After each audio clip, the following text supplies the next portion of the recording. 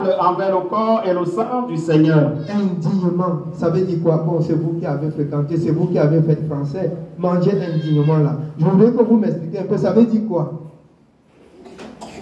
Vous qui mangez indignement. Moi, je ne comprends pas. Manger indignement. Ça veut dire quoi? Non, quelqu'un se met debout, il parle. Manger indignement, ça veut dire quoi? Il n'y a personne? Manger indignement, c'est manger sans être conforme. Manger sans être conforme. Ou encore quoi?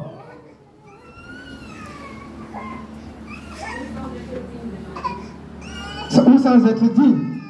Ou encore quoi?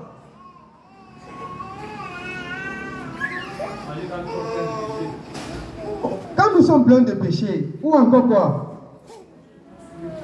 Et oui, c'est la même chose. Amen. Oui, mes bien-aimés. Alors, qu'est-ce que l'apôtre Paul dit dans le livre de 2 Corinthiens 13 au verset 5? Vous pouvez lire rapidement le livre de 2 Corinthiens 13, verset 5. 2 Corinthiens chapitre 13, verset 5. Il est écrit: examinez-vous vous-même pour savoir si vous êtes dans la foi. Examinez-vous vous-même pour savoir si vous êtes dans la foi. Les personnes qui prennent sans s'examiner, sans regarder si leur état permet qu'ils passent à la table du Seigneur. Moi, je prends que dans la parole pour répondre. Amen. Je prends que dans la parole. Manger sans s'examiner. Pour voir si son état est conforme à la parole, il l'écoute. Amen. Oui. Éprouvez-vous vous-même. Éprouvez-vous vous-même. Ne reconnaissez-vous pas que Jésus-Christ est en vous? Bien-aimés, juste là. Éprouvez-vous vous-même. Oui, nous lisions quel passage avant d'arriver? 1 Corinthiens 11. Nous étions à quel verset? Oui. Au verset 26. Au verset 26 de 1 Corinthiens chapitre 11. Oui.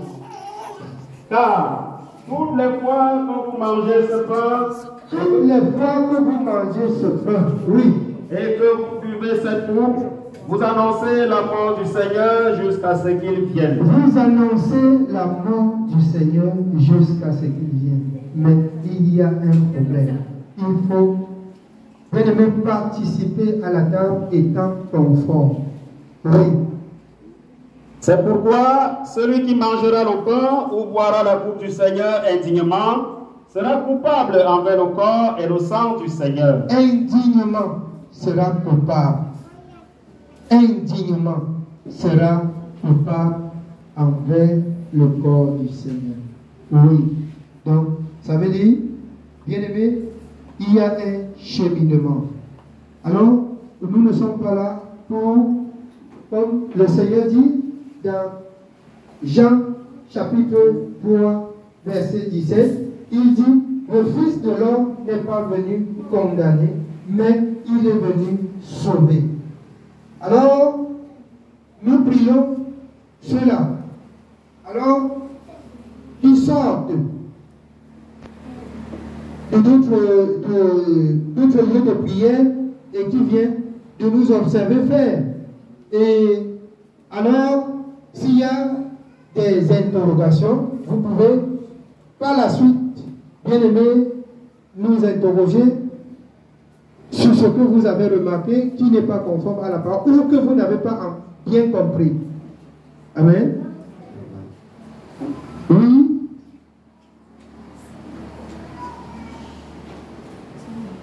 On continue. Continue. Verset 28. Que chacun donc s'éprouve soi-même. Que chacun donc s'éprouve soi-même. Et qu'ainsi il mange du pain et boit de la coupe.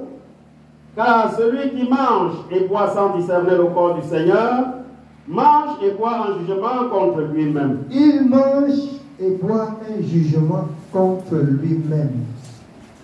Tu prends quelque chose que tu n'as pas dit, ou que tu n'as pas bien compris, ou que tu n'as pas appris, c'est pour toi une condamnation. Je vous dis encore ce matin, le Fils de l'homme n'est pas venu condamner. Mais nous avons lu dans la parole de Dieu, dans Jean 12, à partir du verset, juste le verset 47, qu'il dit qu'il n'est pas venu condamner, il est venu donner la parole, afin que ceux qui reçoivent la parole et ne se confondent pas à la parole, que cette parole des Écritures leur condamne au dernier jour. Amen. Alors, voici donc quelques exhortations qui concernent le repas du Seigneur. Je vais cheminer directement dans le lavage des pieds. Donc, ça reste encore beaucoup de surprises et beaucoup de doutes dans le cœur des hommes. Alors, dans le livre de Jean, chapitre 13, nous pouvons lire pour rompre le pain et suivre directement dans le lavage des pieds, qui est selon la parole de Dieu, dans le livre de Jean, chapitre 3, partie du verset 2. Alors, bien aimés, nous allons lire, nous allons poursuivre à la table et au lavage des pieds. Pendant ce temps, je sais que j'ai beaucoup ravadé. Vous allez dire que j'ai beaucoup ravadé ce matin, j'ai beaucoup pris le temps. C'est Dieu qui me donne la force. Je peux prêcher toute la journée, je n'ai pas de problème. Mais je vous trouve déjà tout fatigué. Je peux prêcher toute la journée. Et je peux prêcher toute la journée en vous disant ce que Dieu a dit dans sa parole et en vous indiquant là où vous allez prendre. Amen. Nous lisons Jean chapitre 13 à partir du 2e verset. Jean chapitre 13 à partir du 2e verset.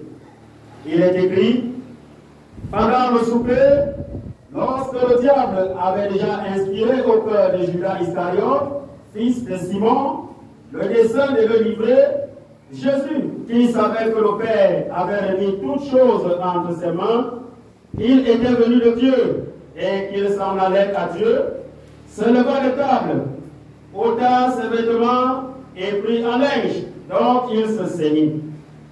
Ensuite, il versa de l'eau dans un bassin et il se mit à laver les pieds de ses disciples. Écoutez très bien, écoutons très bien. Il versa de l'eau dans une bassine et il se mit à laver les pieds des disciples. C'est uniquement pour les disciples. Oui.